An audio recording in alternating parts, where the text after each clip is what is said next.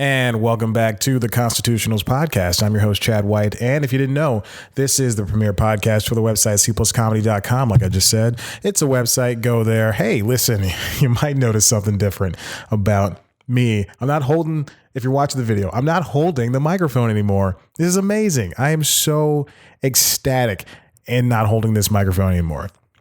I spent what would seem as too long realizing that a stand that I've owned for the past, Christmas, for the past 4 years. So C Plus Comedy has been going on for 5 years now. I've owned a mic stand for 4 years because I used to shoot news time with a shotgun mic. I used to like sit over on top. Like if you ever hear me, if I ever seem far away from the mic in the early news times, it's because I had a shotgun mic and not the lavalier that I have now. And I would record, I'm sorry, I'm looking at the waveforms and they're not appearing on Audition right now. I've been having a lot of issue with Audition for the past couple of weeks, which is really, really damning. So anyway, can I say that on this podcast? It's a clean podcast. Whatever, I'll say it. It doesn't matter. No one's watching or listening anyway. I've seen the numbers. So anyway, I've had this mic stand for 4 years now. And then ever since I got the Lav, I've only used it maybe like 2 or 3 times since I stopped using the shotgun mic, which I've also used only like 2 or 3 more times since then too. So Tuesday I'm sitting there, I'm recording the application, which is the other podcast that lives on C Plus Comedy, which is if you haven't listened to it, that's a podcast. That's a daily podcast, 5 days a week. Monday through Friday, I basically talk to WABE, which is Atlanta's NPR station, and I asked them for a job. So I was sitting there and I was doing it, and I was just hunched over my desk, and I was recording the podcast with this Blue Yeti Pro. This is the expensive version, guys. The Blue Yeti Pro. And it was on it, and every mic that you buy, every good expensive mic you buy comes with its own stand, and so it's sitting on its own stand. And that's the thing I've been holding for the past 79 episodes of this show. And I finally I said, you know what, I want to buy a stand. I can't afford a stand, so I said I'm going to buy a stand. But then I was like, oh wait a minute, I have this microphone stand. I wonder what it does. So I'm not what it does. I wonder if it can fit my mic. So I'm sitting there Googling for an hour after I recorded this podcast. And then I don't know the real name of this mic stand, but then I go like microphone stand for cardioid mic, stuff like that. And then eventually I land on boom mic stand, which is what this is. And turns out that people use this with their Yetis all the time. And I go, what? And do I need anything special for it? So I spend another like 10, 15 minutes trying to see if there's I have to buy like a special thread bearing for it or something like that. Turns out I don't. I can just twist it right into where the microphone holder goes. And I've been doing this podcast for a year and a half. I've owned these things. I've owned this microphone for 2 years. I've owned this boom mic stand for 4 years. This is stupid that I just now figured that out. I am so mad at myself. This is so dumb. But now here we are with me using the microphone, finally able to do the things I want to do. And now we're going to record. I have my free hands. I look cool and everything. Isn't that neat? And that was a 4-minute story. So we're going to move on. There's not really much to talk about that I want to talk about. I've doing the application podcast. I've learned a lot about myself. I can ramble for about 20 minutes and then I am gassed. I got nothing else going on. But also, like I said, I think mentioning this last week is that it's hard to do 2 podcasts, especially 2 in one day. I can do, and especially doing a daily podcast where there is the only conceit is, I want this job at this place. Please let me get this job. And also I learned today, if you don't listen to the application, I'll run over this quickly, which I pray you do, please. Subscribe, at least subscribe to the application. I've seen the numbers and they're bad. Actually, no, they're actually way better than what this show is doing, which is, well, I think it's because I put more episodes out. But anyway, but I think it's hard to talk for a very long time about nothing, and I have to come up with ideas every single day. And I've got an email this morning basically that said, "Hey, it's gonna take a while for us to look over candidates for the job." So now I'm going to be doing the application for at least 2 more weeks. So that's going to be fun. So I'm going to be doing it basically until this is October right now. I'll basically be doing it until like Thanksgiving, which sucks. That's more than 2 more weeks, but still, that sucks. So hopefully they hire before Thanksgiving, and hopefully they hire me. They will hire me. But like I said, nothing much has been going on. I just hanging out, just doing stuff. So I saw A Star Is Born. Wonderful film. Great, wonderful film. It's been made 4 times, and I had no idea what the story. I knew what the story was. I had no idea what the ending was, and boy, that really put me in a slump. That put me in such a dour mood. I wanted everything to be A-okay. If you haven't seen A Star Is Born, essentially it's old rocker and young starlet. They basically he helps her.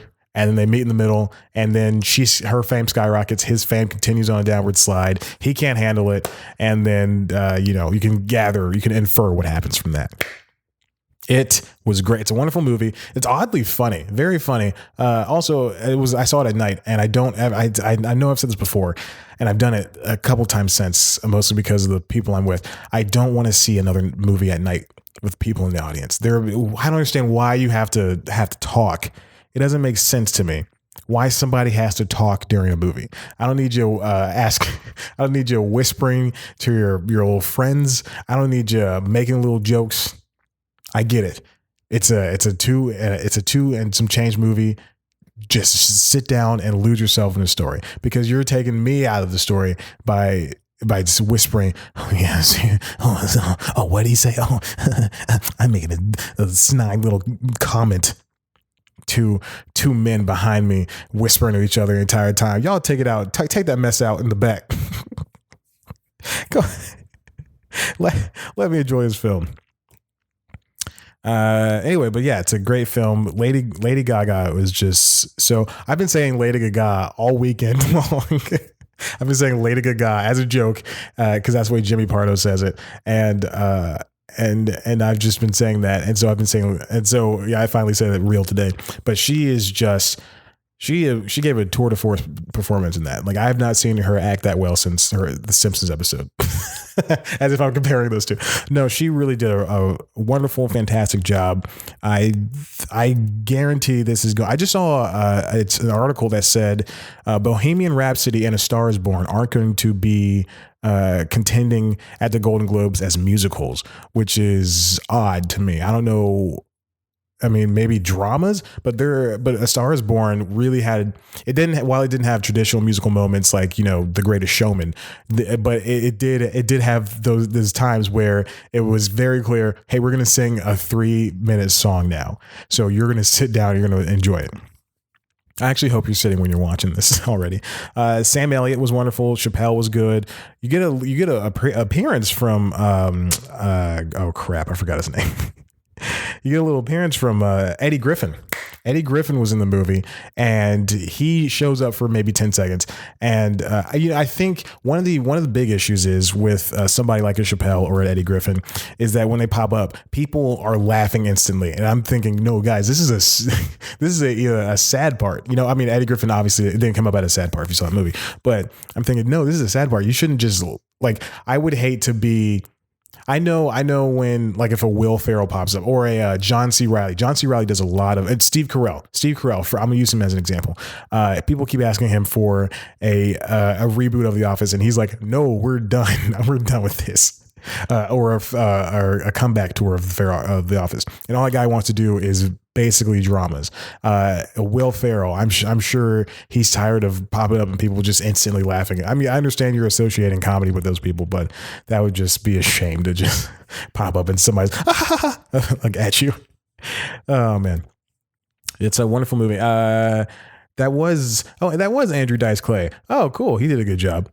Everybody did a fantastic job. Anthony Ramos, Sam Elliott. There was one part in the movie where so Bradley Cooper's character is the singer songwriter, and he has this voice that sounds a lot like Sam Elliott. And then Sam Elliott pops up, and then Sam Elliott sounds like Sam Elliott, and if you let it bother you, then it'll kind of affect you. But Pop Culture Happy Hour, they mentioned the panelists on that episode of the Star Is Born episode of Pop Culture Happy Hour mentioned that Sam Elliott and Bradley Cooper thing. But then later on in the film, there was one part where Sam Elliott goes, "Why'd you steal my voice?" And Bradley Cooper goes, "Because you weren't using it." And everybody's sphincters just tightened up, like, ooh, just in the movie theater, just, oh my gosh, I can't believe he said that. He was right though. It was good. They did one thing in this movie that I thought would never see. They had an SNL, but like as a background, which was really interesting to me. Like just to have like the whole studio and audience, an actual like Alec Baldwin there hosting an episode of SNL, and the whole backdrop of the SNL. The stage and everything, Studio 8H, I believe. And then they also had the Grammys, which was really interesting. Like you mentioned, like they can mention all the time. You can say, "Hey, we're gonna go to the Emmys in this TV show," and they never show the Emmys. Well, obviously, because the Emmys has their own thing where you can't show the Emmy statue on the TV show unless it has the ability to be edited out a year after the air date, which is insane. But like they never say like, "Oh, we're gonna go to Golden Globes or go to the Oscars because of all this stuff." Crazy. Anyway, but yeah, it's great. Like, and the Emmy scene was just so hard to watch. It was so tough to watch, but I really enjoyed it. Moving on, I have on my list this week Manifest and The First. I had that on the list last week. Did not watch those. The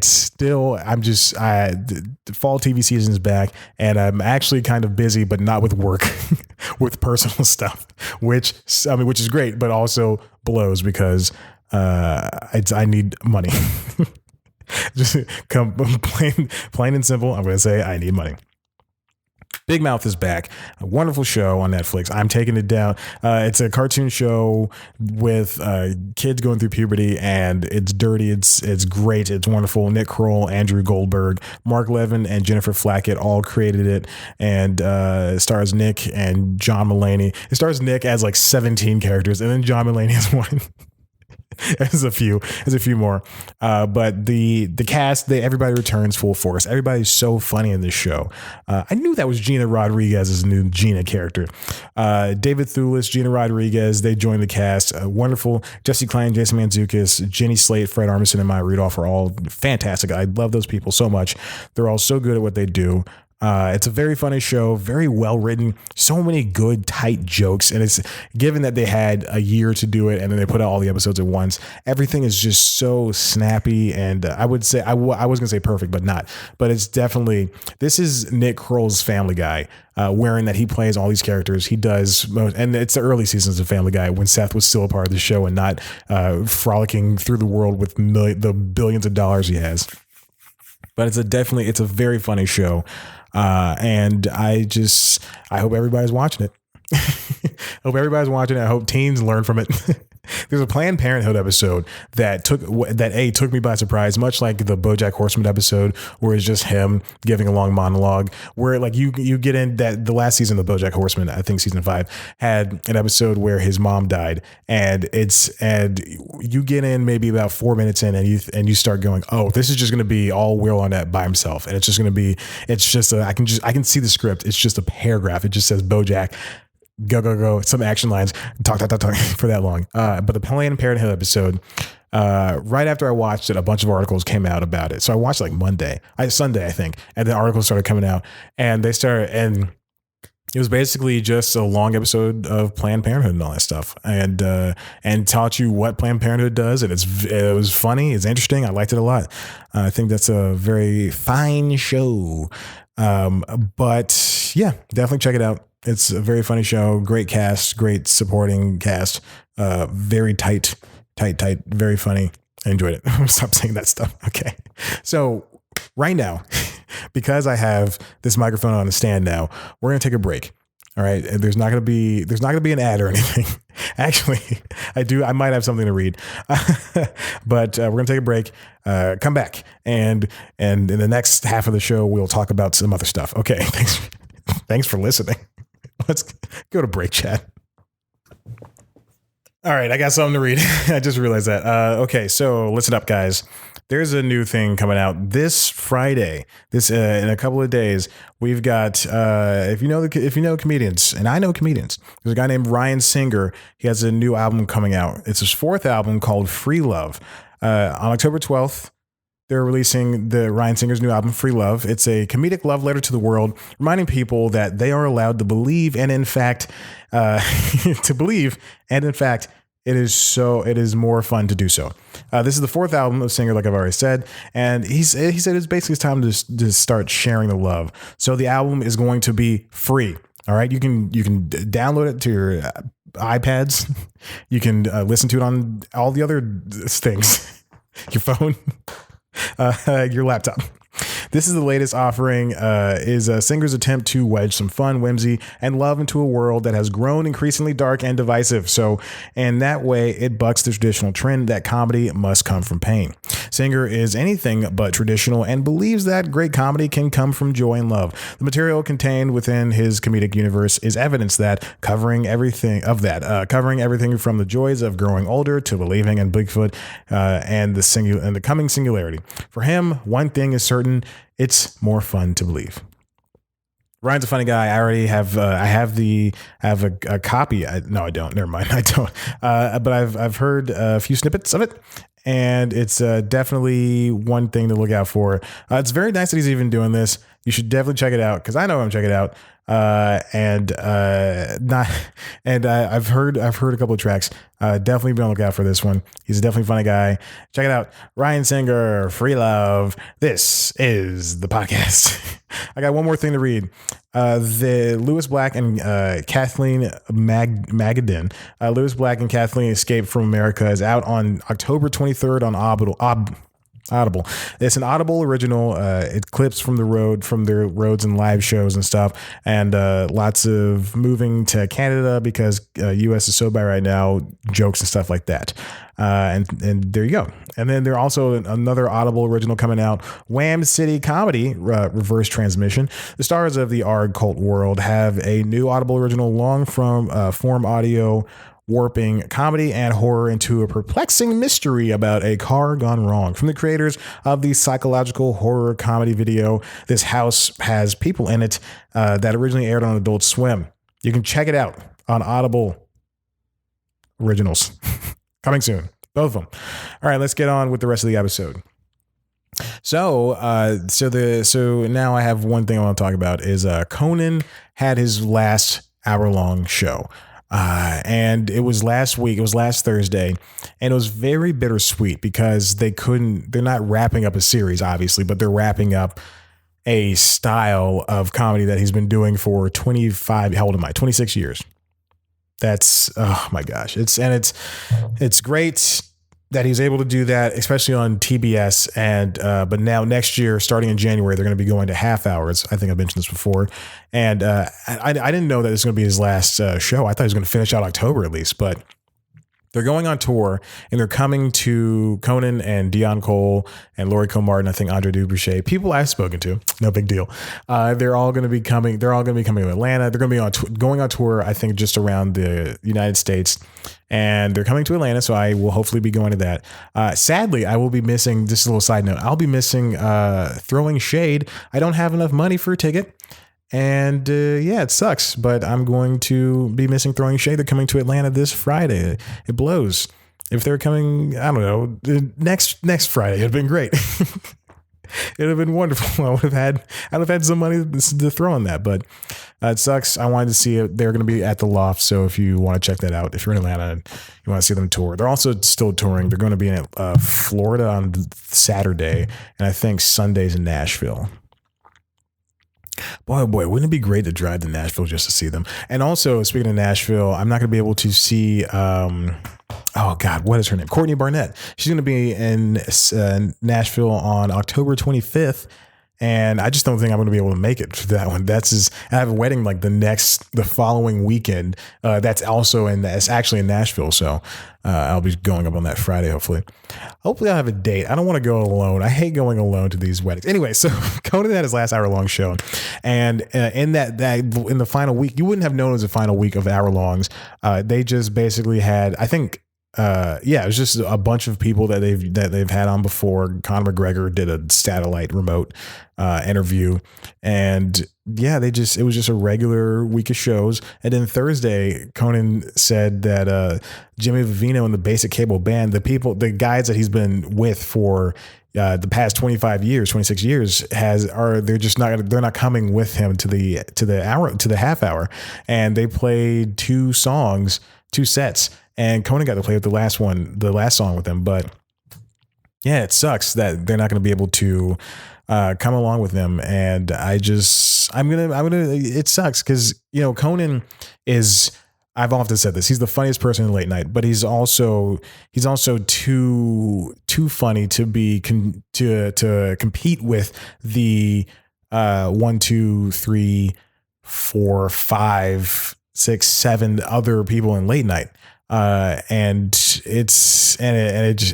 mind blowing that, he was doing all this crazy stuff even before on network TV. But then when he got to TBS, admittedly, it was a little bit more pulled back, with the exception of, every once in a while there'd be a Nut Spoon type thing. And Nut Spoon is my favorite thing that I've watched Conan for years. That's my favorite thing that they've ever done on that show.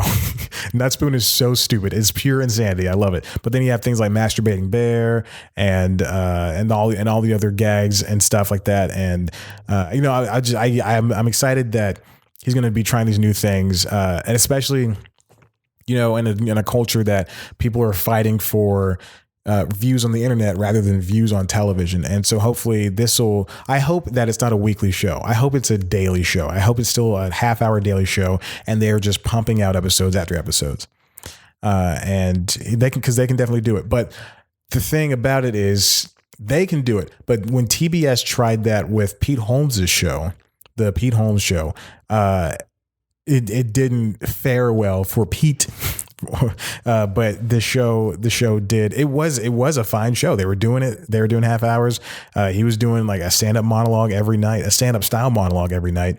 And he was interviewing his friends, and they have a lot of good sketches that came from that. And like a lot of stuff that's doing well on the internet today, even still, it's amazing.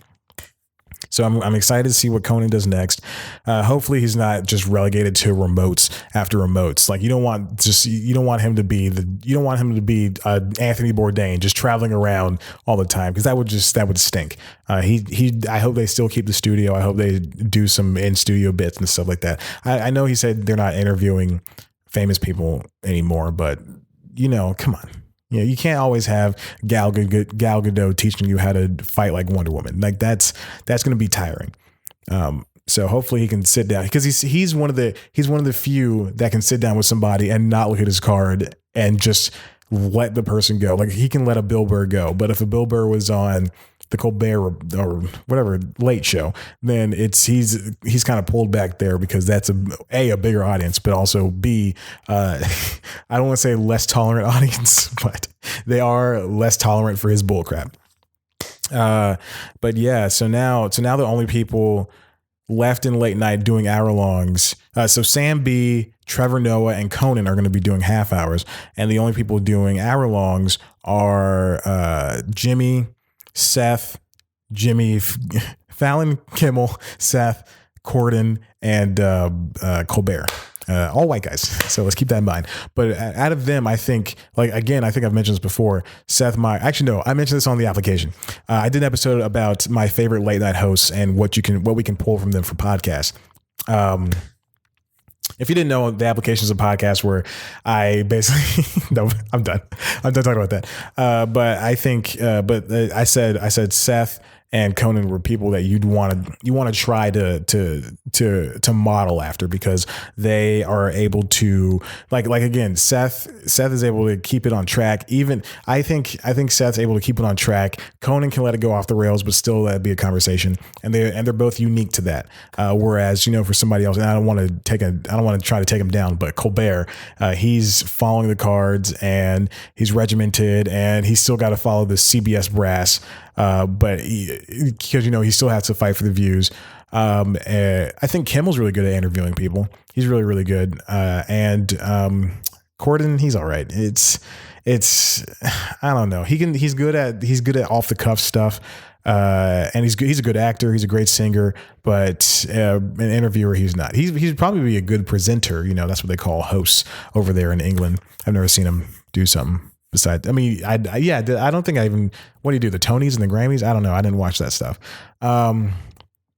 Let's see who else. Moving on. Oh, Fallon. Fallon's good. I think he's a good host. He's very affable. I don't think he's fake. He's fake laughing or anything. I think that's just him being a genuinely stupid, lovable golden retriever. He's a cool guy. I really do like him a lot.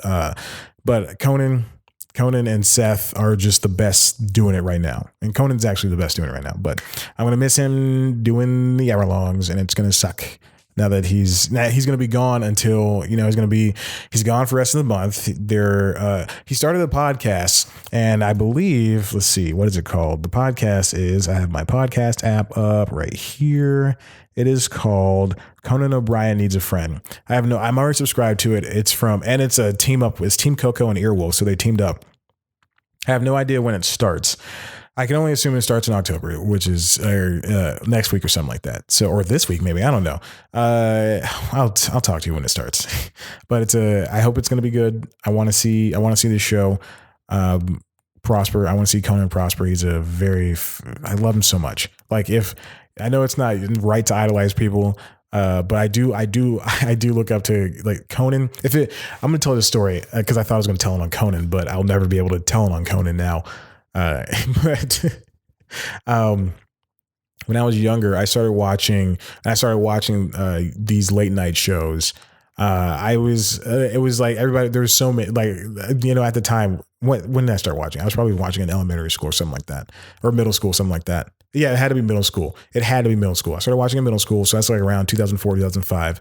And so, we had Letterman, Leno, Conan, and Kimmel and Ferguson.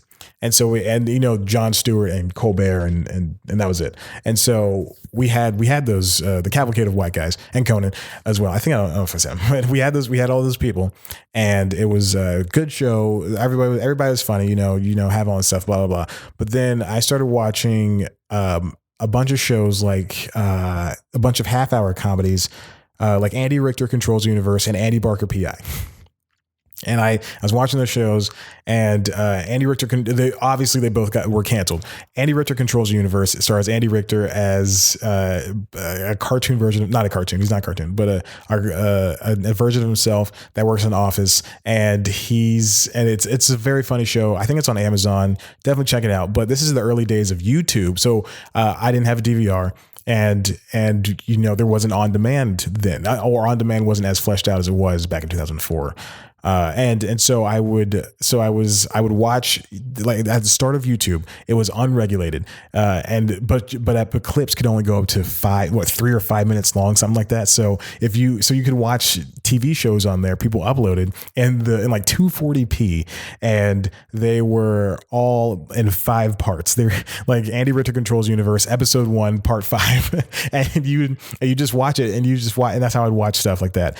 And, so I started watching that show, and I watched it a lot. And then I watched Andy Barker PI. I watched those shows so many times through. And then I was like, what does Andy Richter do? Go to Wikipedia. Andy Richter is a sidekick on Conan O'Brien, on the Conan O'Brien show. So I watched Conan O'Brien. I was like, oh, that guy. And the only reason I knew Conan O'Brien was because he wrote for The Simpsons. And of course, I'm a huge Simpsons fan. I've seen every episode. I watch it constantly. Like today, I'll probably watch like 2 or 3 episodes before I go to bed, which is what I usually do every single night.